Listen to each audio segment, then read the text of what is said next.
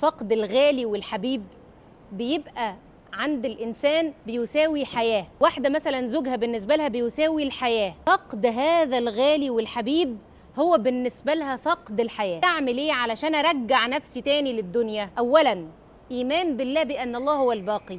كلنا محطات في حياة بعض، كأننا راكبين قطر وكل واحد بينزل منه في محطته، فيكون عندي إيمان الأول أن الباقي هو الله. وزي ما الحبيب الغالي اللي أنا فقدته مشي، أنا كمان همشي وأسيب ناس بتحبني، فده إيمان وعقيدة. النقطة التانية إن الدنيا أقصر من كده بكتير. إحنا أصلاً هنتقابل، أبويا اللي فقدته ولا زوجي اللي مشي وسابني هنتقابل تاني. إحنا هنروح من بعض فين؟ دي الدنيا كلها كام سنة؟ أنا عشت منهم 40، بقيلي 20 30.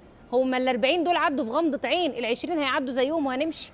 فالدنيا مش النهاية، إحنا بس في مرحلة. تالت حاجة إن اللي مات أصلاً ما ماتش، هو انتقل من مرحلة لمرحلة تانية. بس احنا اصلا ربنا خلقنا لنخلد ان شاء الله في الجنة بقى يا رب، بظننا بالله مش بعملنا. فاللي مات في الحقيقة هو مات من الدنيا او انتقل من دنيا الى مرحلة تانية.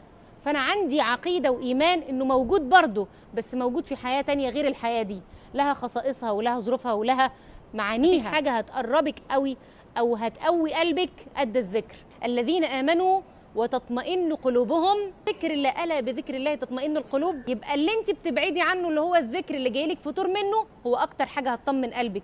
امال انا ليه ببعد عنه؟ الشيطان، لان ربنا اللي عرفنا كده، انما النجوى من الشيطان ليحزن الذين امنوا. الشيطان بيبعدك عن ربنا عشان هو عارف ان بعدك عنه هيبقى حزن ليكي، فهو عايزك حزينه على طول. الفتور ده بيجي لي ليه؟ بيجي لي من الشيطان اللي عايزني افضل غرقانه في الحزن اللي انا فيه.